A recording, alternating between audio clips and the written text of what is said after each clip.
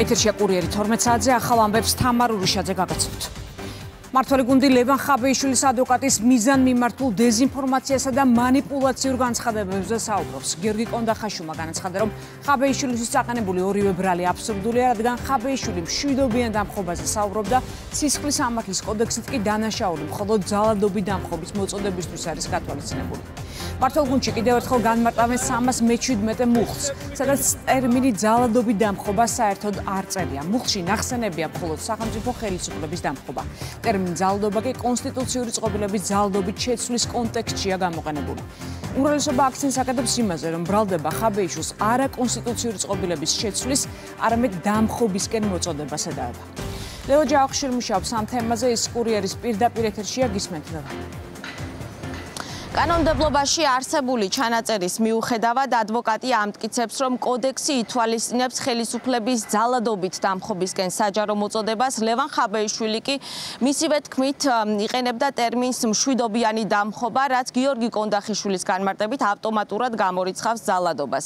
სისხლის სამართლის კოდექსის 317 მუხლში კი წერია, რომ თავისუფლების აღკვეთით ისჯება მოწოდება სახელმწიფო დამხობისკენ, რომელსაც წინ არანაირი განსაზღვრება არ აქვს. ან მოწოდება კონსტიტუციური წყობილების ძალადობით შეცვლისკენ. ხაბეიშვილის ბრალდება კი მიემართება დამხობას და არა კონსტიტუციური წყობილების შეცვლას. აბსურდული ბრალი მოიგონეს, საჯაროდ მოწოდება ხელისუფლების დამხობისკენ. ერთმნიშვნელოვანი შემიძლია გითხრათ, 317 მუხლის დისპოზიცია, რაც გულისხმობს ასე ვთქვათ, საჯაროდ მოწოდებას ხელისუფლების დამხობისკენ, აუცილებელი ობიექტური ნიშანი უნდა ჰქონდეს ძალადობრივი ასე ვთქვათ გზა. და ამას გამორიცხავს მშვიდობიანი. ამას გამორიცხავს, არათუ გამორიცხავს. ნებისმიერ ეთერში ლევანი ხას უსვავდა, რომ საუბარია მშვიდობიან რევოლუციაზე, მშვიდობიან დამხობაზე, ხელისუფლების მშვიდობიან ასე ვთქვათ ცვლილებაზე. დღეს დილიდან გააკეთდა უკვე არაერთი განცხადება ქართული ოცნების ლიდერების მხრიდან ამ საკითხზე.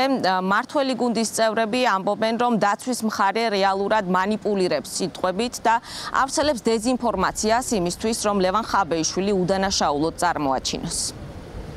ეს ამტკიცონ სასამართლოში. რაც შეეხება მის განცხადებებს, აქ საბავშვო ბაღი არ არის და ბაღში არავინ არ არის და ყველა ძალიან კარგად ერკვევა, ვინ რას გულისხმობს და ხა შტერი თუ გონია მას ქართული ხალხი, აგერ კი აღმოჩნდა სადაც იყო აღმოსაჩენი ქართული ხალხის სახელით. ხელისუფლების ცვლილების ერთადერთი დემოკრატიული გზა არის არჩევნები. ჩვენ როგორც იცით, არანაირი არჩევნები ახლა ცენტრალური ხელისუფლების შესაძლებლად არ იგეგმება. არის ადგილობრივი არჩევნები, სადაც ისინი განზრახ არ მონაწილეობენ. შესაბამისად, ხაბეიშვილს, ნაციონალურ მოძრაობას და მათ კოჰორტას გაცხადებული აქვთ, რომ ისინი უარს ამბობენ დემოკრატიული გზით ხელისუფლებისთვის ბრძოლაზე, ანუ ამ შემთხვევაში ადგილობრივი ხელისუფლებისთვის ბრძოლაზე, ანუ დემოკრატიულ გზაზე მათ ქვეს უარი. აქედან პირდაპირ იკითხება, რომ მათი ერთადერთი გზა არის არადემოკრატიული ხერხებით ხელისუფლების შეცვლა, ანუ ძალადობრივი შეცვლა ხელისუფლების. ხელისუფლების დამხობისკენ მოწოდებასთან ერთად პროკურატურა ხაბეიშვილს ედავება უკანონო ქმედების განხორციელების სანაცვლოდ ქრთამის დაპირებას. მადლობა ლელა ჯავახიშვილი საუბრობდა კურიერის პირდაპირ ეთერში. ელენე ხოშტარიას ნიდერლანდების ელჩმა საკუთარ სახლში არაფორმალურ გარემოში უმასპინძლა. უცნობია რას უკავშირდებოდა გუშინ დილით გამართული შეხვედრა. კურიერმა სალჩოს წერილი მიწერა და პასუხს ელოდება. შეხვედრას დროას წევრები ადასტურებენ, მათი ინფორმაციით ხოშტარიას დაკავებამდე სწორედ ნიდერლანდების ელჩისგან მოდიოდნენ.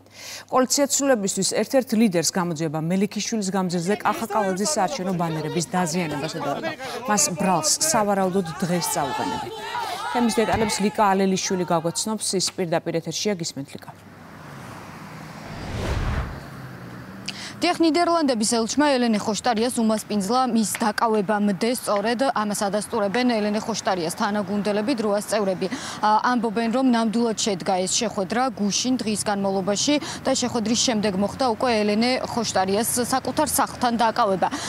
თუმცა გავრცელებულ ინფორმაციას, რომ ნიდერლანდების ელჩი ელენე ხოშტარიას შეხვდა თავის საცხოვრებელ რეზიდენციაში, ამას არ ადასტურებენ დროაში და ამბობენ, რომ შეხვედრა გაიმართა საელჩოში. თუ რა თემებზე ისაუბრეს და რას შეეხო საუბარი ელენე ხოშტარიასა და ჰოლანდიის ელჩს შორის, ამასთან დაკავშირებით ინფორმაციას ჩვენ დროას წევრები არ გვეწვდიან.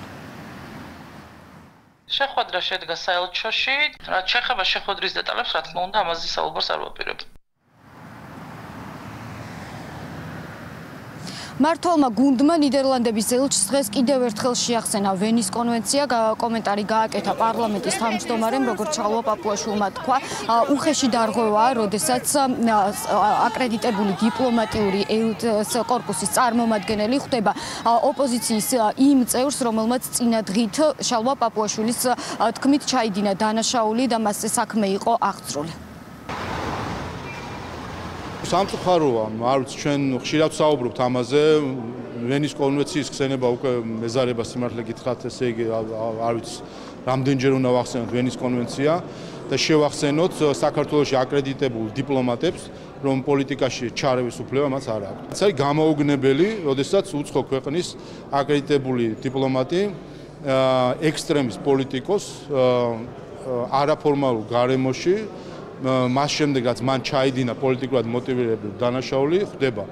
მე არაერთხელ მithქვამს, რომ ზუსტად ასეთი ან დაუფიქრებელი ქმედებები, ან დაფიქრებული კიდევ უფრო უარესი თუ კი ეს წინასწარ დაფიქრებული, ჩაფიქრებული და გააზრებული არის ქმედებები ახალისებს ექსტრემის საქართველოში. ელენ ხოშტარია არის ექსტრემისტი პოლიტიკოსი, რომლის გაცხადებული მიზანი არის 4 ოქტომბერს საქართველოს მოქალაქეებისთვის არჩევნებზე ნების გამოხატვისთვის ხელის შეშლა და არჩევნების ჩასვლა. ის ამაზე საუბრობს ერთი, მეორე.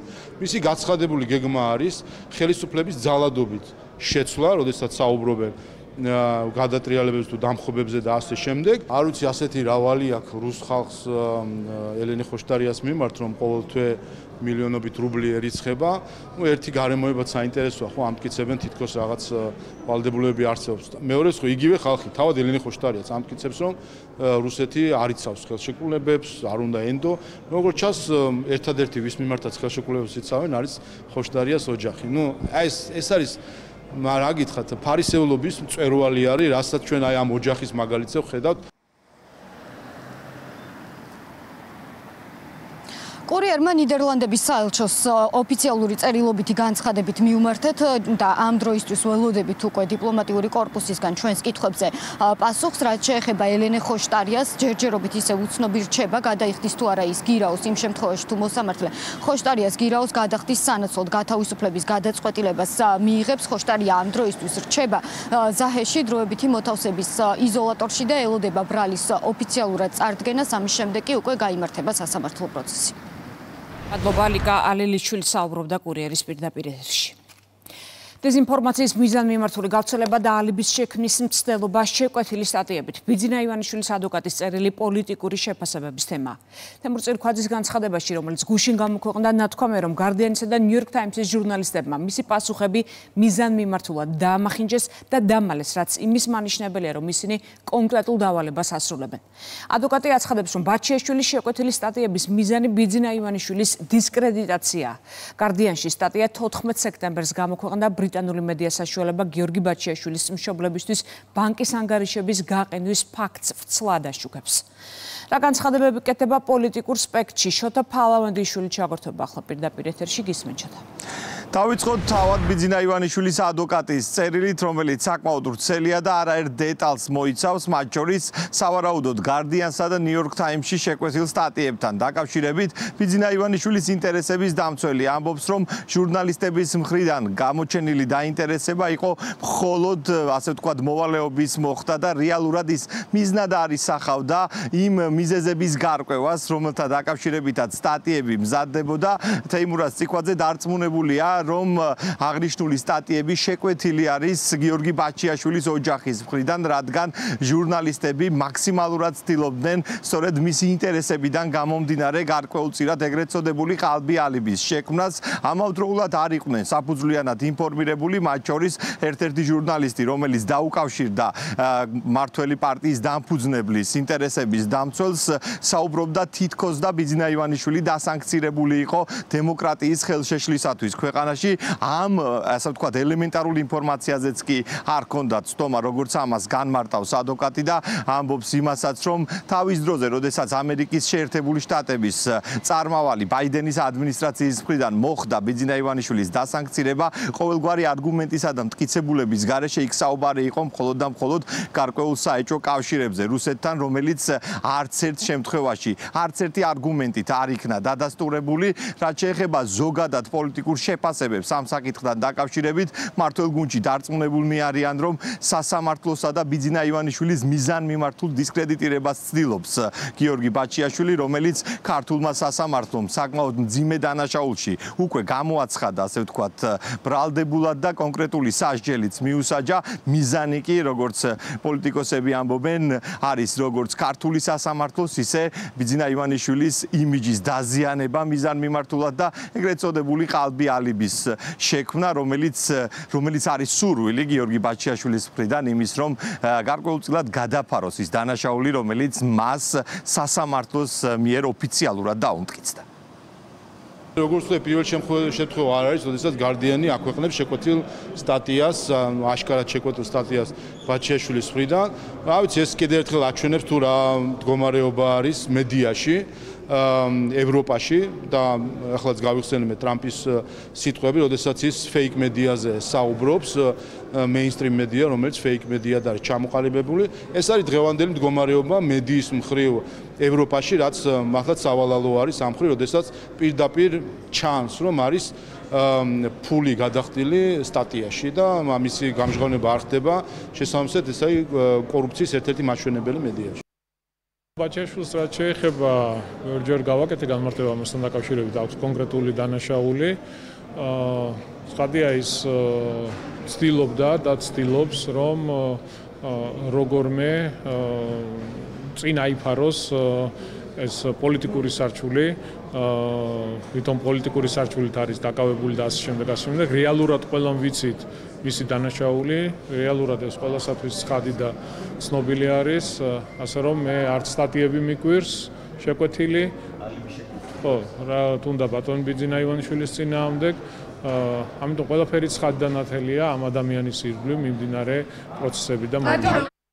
ბიძინა ივანიშვილის ადვოკატის ვრცელ წერილში ვკითხულობთ, რომ Guardian-სა და New York Times-ზე სავარაუდოდ შეკვეთილი სტატიები სექტემბრის თვეში გამოქვეყნდა, როგორც ადვოკატი ამტკიცებს, ჟურნალისტებს არც ერთ შემთხვევაში არ მიუციათ მისი დაცვის ქვეშ მყოფი ინტერესების, ასე ვთქვათ, ბიძინა ივანიშვილისთვის იმის შესაძლებლობა, რომ რეალურად როგორც კითხვებზე პასუხები გაეცა, ასევე ჰქონოდა მაქსიმალურად, ასე ვთქვათ, საკუთარი პოზიციის დაფიქსირება შესაძლებლობა. მადლობა, ეს იყო შოთა ფალავანდიშვილი. პარლამენტის თავმჯდომარე პაվել ჰერჩინსკისა და აქტივისტების შეხვედრებზე საუბრობს და აცხადებს, რომ ევროპელი დიპლომატი სიძულვილის ენის და ძალადობის წახალისებას ცდილობს. აქტივისტები კი, რომლებსაც ის რამდენიმე დღის წინ გურიაში შეხვდა სოციალურ ქსელში, სწორედ რადიკალური, შეურაცხყოფელი და სიძულვილის ენის შემცველი განცხადებებით გამოირჩევიან. მათ შორის არის ანანო ცინცაბაძე, რომელიც სოლიდარობის ფონდ PL საქართველოს წევრია. ფონდი პოლონეთის სახელმწიფოს მიერ ფინანსდება და უარს ამბობს ფარას ქართულ ანალოგში რეგისტრაციაზე. გაირკვა, რომ ევროკავშირის მოქალაქეების ფულით ფინანსდება ადამიანი, რომელიც მოუწოდეს პოლიტიკური მკვლელობისკენ და ცინიკურად და ქილიკით საუბრობს საქართველოს თანამედროვე ისტორიაში ერთ-ერთ გამორჩეული პოლიტიკოსის ლევან გაჩეჩილაძის გარდაცვალებას. აქ რა თქმა უნდა ჩვენ გარკვეულ პარალელებსაც ვხედავთ იმასთან, რაც დღეს ამერიკაში ხდება ლიბერალების მხრიდან, როდესაც ქილიკობენ ადამიანის სიკვდილზე. და ზუსტად იგივე მორალის, იგივე სახის მქონე ადამიანებთან გვაქვს სამწუხაროდ საქართველოს საუბარი. შეიძლება ევროკავშირის ელჩმა არ იცოდა, რომ ის აფინანსებს ადამიანს, რომელიც მოუწოდეს პოლიტიკური მკვლელობისკენ და ქილიკობს ადამიანების გარდაცვალებით, მაგრამ ხომ გაიგო უკვე რამდენიმე დღეა და იმ განცხადებებზე ალბათ უარესი არის ის დუმილი, რომელიც ჩვენ პაվել ჰერჩინსკისგან, რომელსაც ჩვენ პაվել ჰერჩინსკისგან ხედავთ. ასე რომ ჩემი სურვილი იქნებოდა ნაცვლად იმისა, რომ პაվել ჰერჩინსკი დაემალოს ქართულ ხალხს, უპასუხოს ამ კითხვებს და კითხვა არის მარტივი. აპირებს თუ არა ის გააგრძელოს იმ ადამიანის დაფინანსება ევროკავშირის მოქალაქეების ფულით, რომელიც მოუწოდებს პოლიტიკური მკვლელობისკენ და ქილიკობს ადამიანის სიკვდილს. პოლონეთის მთავრობის ორგანიზაცია არის, ან ყველანაირად ჯდება იმ კრიტერიუმებში, რომელიც მიხედვითაც უცხოური ორგანიზაცია მათ შორის, რომელიც საქართველოში ფუნქციონირებს, რომელიც უნდა დარეგისტრირდეს. ამით, როდესაც უცხოური ორგანიზაციები ასე იქცევიან, პატივს აცემენ მასპინძელი ქვეყნის კანონმდებლობას, ეს რა თქმა უნდა არის გამოუგნებელი და ამით გარკვეულ ტონსაც აძლევენ შემდეგ მათგან დაფინანსებულ ადგილობრივ ორგანიზაციებს. ამიტომ კიდევ ერთხელ ამას უკვე პოლონეთის საელჩომ უნდა უპასუხოს. ქართულ ხალხს თუ კი რაიმე აღიზიანებს თავის ისტორიული გამოცდილებიდან გამომდია, აღიზიანებს, ოდესაც მას უყურებენ ზემოდან. ამიტომ როგორც ევროკავშირის ელჩმა, ისე სხვა საელჩოებმა თუ ორგანიზაციებმა თუ პოლიტიკოსებმა უნდა თავი დაანებონ ქართველი ხალხისთვის ზემოდან ყურებას. დაბალი ღობე აქ არავინ არ არის. დემოკრატია ჩვენ არ გვესწავლება ზოგიერთი ევროპული ქვეყნისგან, სადაც ყველა რეიტინგებით შედარებით საქართველოს მათ უსწრებს სხვადასხვა მიმართულებით და არ გვესწავლება კანონის უზენაესობა. ამიტომ იმოქმედონ ქართველი ხალხის კანონმდებლობის შესაბამისად.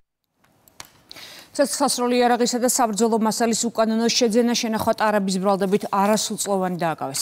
გამოძიების ინფორმაციით 15 სექტემბერს 30-მდე აქტივისტი რუსთაველისა და ბესიკის ქუჩის კვეთაზე სიტყვიერად დაუპირისპირდა რამდენიმე მოქალაქეს, საიდანაც ერთ-ერთმა პისტოლეტის დემონსტრირება განახორციელა. რის გამოც მას აქციის ორი მონაწილე გაეკიდა, შებოჭეს და წართოს იარაღი, რომელიც პირველადი დათვალიერებით პნევმატური პისტოლეტია. მუხლი, რომლითაც გამოძიება მიმდინარეობს, 7 წლის თავისუფლების აღკვეთას თვალისწინებს.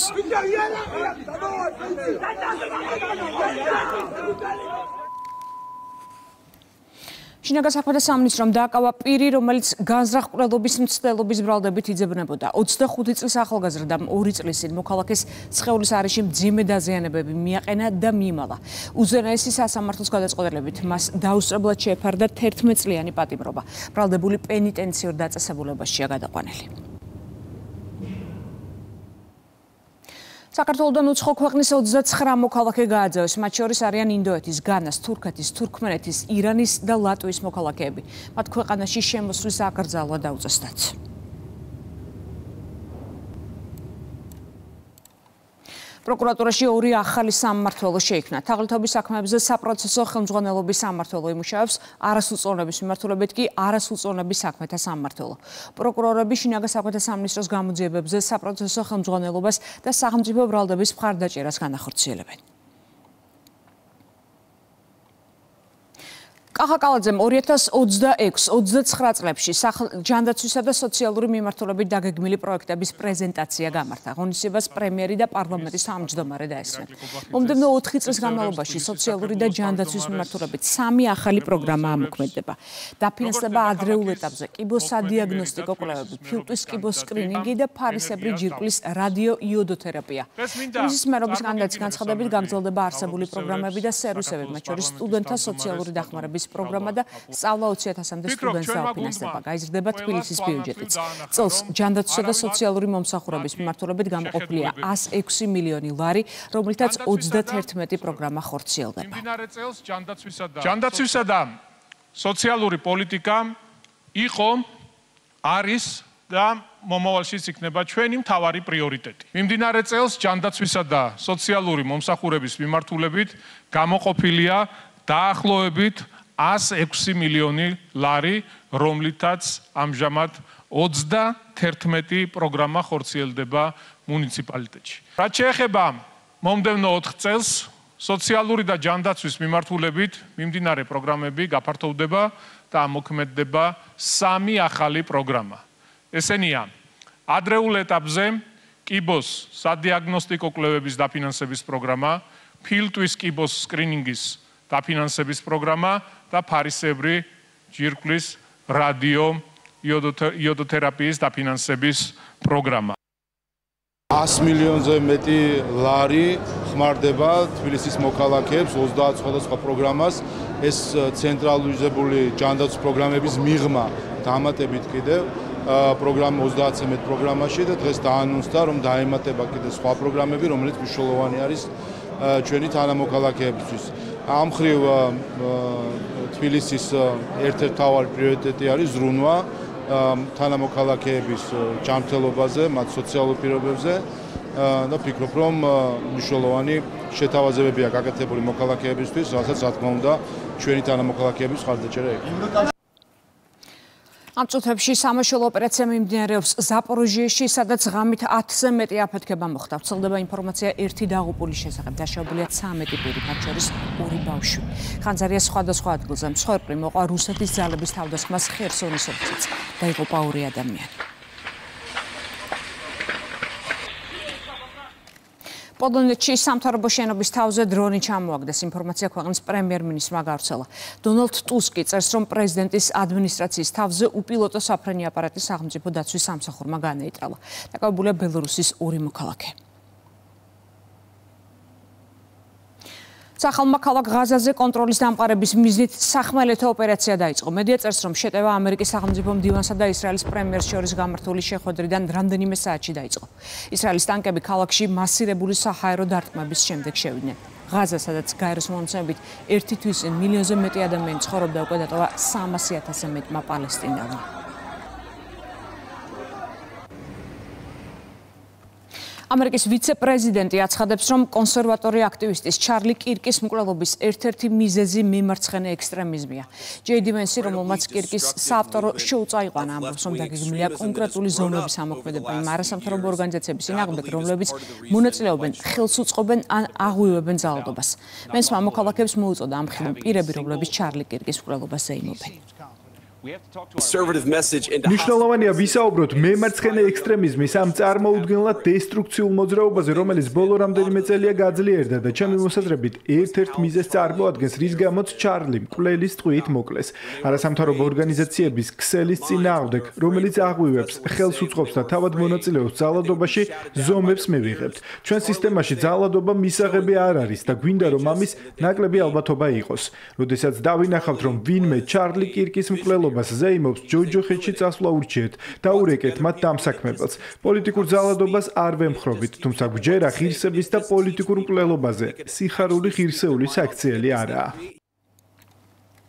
კირკის მკვლელობაში მემარცხენე რადიკალები ტრამპმა კიდევ ერთხელ დაადანაშაულა. ჟურნალისტებთან საუბრისას ამერიკის პრეზიდენტმა განაცხადა, რომ მკვლელობაში ეჭვმიტანილს შესანიშნავი ოჯახი ჰყავს, სკოლაშიც და უნივერსიტეტშიც კარგად სწავლობდა და უარყოფითი გავლენის გამო ძალიან სწრაფად შეიცვალა.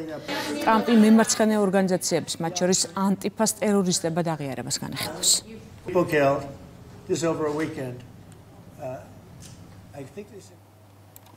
განათლების მინისტრმა რაჭა-ლეჩხუმის რეგიონში მასწავლებლები დააჯილდოვა. გივი მიქანაძემ პედაგოგებს სასწავლო წლის დაწყება მიულოცა. მის ინიციატივით მასწავლებლის ეროვნული პრემიის ფარგლებში აქტივობები მთელი ქვეყნის მასშტაბით გაიმართება. დასკვნითი ღონისძიება კი 27 ოქტომბერს თბილისის ოპერისა და ბალეტის თეატრში ჩატარდება.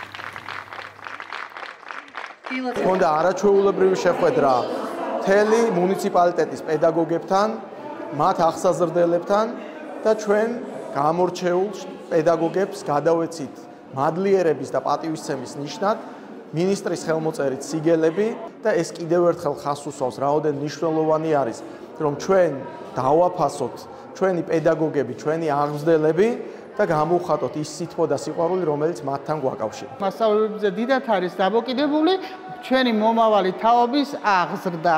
ჩვენზეა დამოკიდებული საქართველოს მომავალი.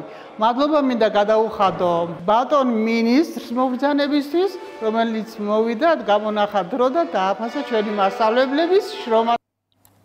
ქუთაისის ცენტრალური არქივი 100 წლის იუბილეს აღნიშნავს. საიუბილეო ღონისძიება ქუთაისის ცენტრალური არქივის შენობაში გაიმართა. აქ დაცულია დოკუმენტები მე-17 საუკუნიდან, რომლებიც დასავლეთ საქართველოს ტერიტორიაზე მოქმედი ორგანიზაციების საქმიანობასა და იქ მოღვაწე ცნობილი ადამიანების მოღვაწეობას ასახავს. ფონდებში დაცულია იმერეთის მეფეების გაცემული ისტორიული საბუთები, ქუთათელ-გაენათელის მიტროპოლიტების წყალობის წიგნები, მოსახლეობის აღწერის მასალები, ილია ჭავჭავაძის, აკაკი წერეთლის, კონსტანტინე გამსახურდიას, გრიგოლ რობაქიძის, გალაქიონ ტაბიძის, გაბრიელ ქიქოძისა და სხვათა ავტოგრაფები. ღონისძიებას იუსტიციის მინისტრი დაესწრო. ქუთაისის არქივის დაარსებიდან 100 წელი შესრულდა და ულოცავ ქუთაისის არქივის თანამშრომლებს თელს ქუთაის ამ შესანიშნავ დღეს. ეს არქივი ისტორიულ როლს იკავებს საქართველოს ისტორიაში. მასში დაცულია არაერთი უმნიშვნელოვანესი დოკუმენტი ჯერ კიდევ მე-15, მე-16, მე-17 საუკუნეებიდან მასში არის ისეთი მონაცემები დაცული, რომელიც უნიკალურია მთელი საქართველოს მასშტაბით. ჩვენ დავათვალიერეთ არქივის შენობაში არაერთი მნიშვნელოვანი ექსპონატი, ასევე ვნახეთ ის პროცესი, როგორ მიდის ძველი დოკუმენტების აღდგენა და დაარქივება, რა ძალიან მნიშვნელოვანია. ეს არის საქართველოს სინამდვილეში ერთ-ერთი უმდიდრესი არქივი თავისი ფონდების მრავალფეროვნებითა და მოცულობით. დღეს არქივის 2011 წელს დაცულია 900.000-მდე შესანახი ერთეული, რომლებიც მთელი დასავლეთ საქართველოს ცხოვრების ყველა სფეროს ასახავს. დაწყებული მე-19 საუკუნიდან დღევანდელობამდე. ამის გარდა არქივის ფონდებში დაცულია ისტორიული დოკუმენტები მე-17, მე-18 საუკუნეების, რომელსაც საქართველოს ისტორიისათვის განსაკუთრებული მნიშვნელობა გააჩნია. რუსთავში ქართული ოცნების წინასაარჩევნო კამპანია გრძელდება. ნინო ლაცაბიძე რუსთაველებს მომდევნო 4 წლის გეგმებს და პროექტებს გუნდის წევრებთან ერთად აცნობს. აქცენტი კეთდება ახალ შესაძლებლობებსა და განვითარებაზე.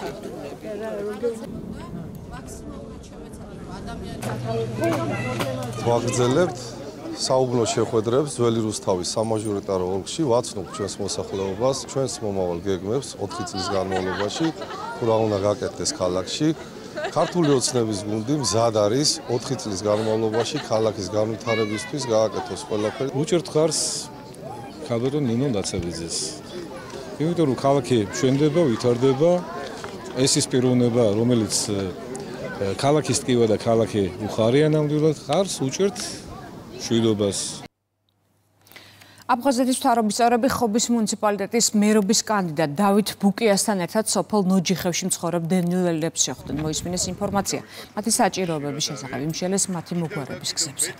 იმიტომ რომ ეს გულწრფელად რაც გვადარდებს ეს გადასახური ჟოლოფები. აფხაზეთის მთავრობის თავმჯდომარის ინიციატივით მთავრობის წევრები ეტაპობრივად უახორციელებთ სხვადასხვა რეგიონებში კომპაქტურად ჩასახლებული აფხაზეთიდან დროებით დევნილი მოსახლეობის პრობლემების იდენტიფიცირებას. ამჟამად ვიმყოფებით ხობის მუნიციპალიტეტში, კერძოდ ნოჯიხევის დასახლებაში, სადაც მიმდინარეობს რიგი სამუშაოები, როგორც სარეაბილიტაციო, ისე სარემონტო. რა თქმა უნდა, არსებობს სხვა გამოწვევებიც, რასაც უახლოეს ხანებში, როგორც ადგილობრივი მუნიციპალიტეტი, ისე აფხაზეთის მთავრობა ერთობლივად აღმოუხვრით. აფხაზეთის მთავრობის წარმომადგენლებთან ერთად განვიხილეთ უკვე გაკეთებული სამუშაოები, დავათვალიერეთ, ვნახეთ, ვესაუბრეთ მოსახლეობას, მათი პრობლემები, აქ არსებული გამოწვევები ერთად გავიარეთ. შოლობები არის, მე ფასადი გასაკეთებელი და რა ვიცი, პირდებიან იქნებაო და მადლიერი იქნებით, თუ გაგიგეთებენ, რაც გაგიგეთეს, ამაზე დიდი მადლობა.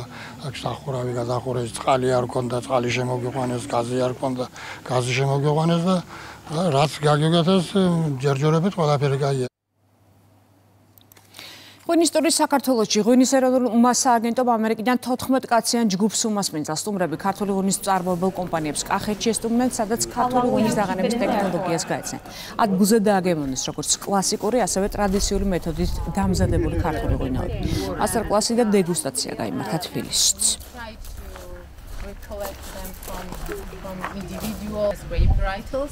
მსგავსი ტურები ძალიან მნიშვნელოვანია, ვინაიდან ჩამოსული სტუმრები, შტაბისტილები დატვირთული ბრუნდებიან თავიანთ სამშობლოში და უზიარებენ ამ გამოცდილებას საბოლოო მომხმარებელს, იმ ხალხს, რომელიც მოიხმარს და აღფრთოვანდება ქართული ღვინით. ჩვენ თანამშრომლობთ ღვინის ეროვნულ სააგენტოსთან ამერიკის შეერთებულ შტატებში, რათა პოპულარიზაცია გავუწიოთ ქართულ ღვინოს და დავეხმაროთ ქართული ღვინის კატეგორიის განვითარებას ამერიკულ ბაზარზე. დღეს ყავს 13 ადამიანისგან შემდგარი ჯგუფი ამერიკის შეერთებული შტატებიდან, რომლებიც მჭიდროდ თანამშრომლობენ იმპორტიორებთან ამ ღვინოების სხვადასხვა ბაზრებზე გასავრცელებლად. სხვა სიახლეებს გაიცანთ ჩვენ ვებგვერდზე რუსთავი 2 წერტილი G კურიერი კი გემშვიდობებად 2-მდე. დროებით.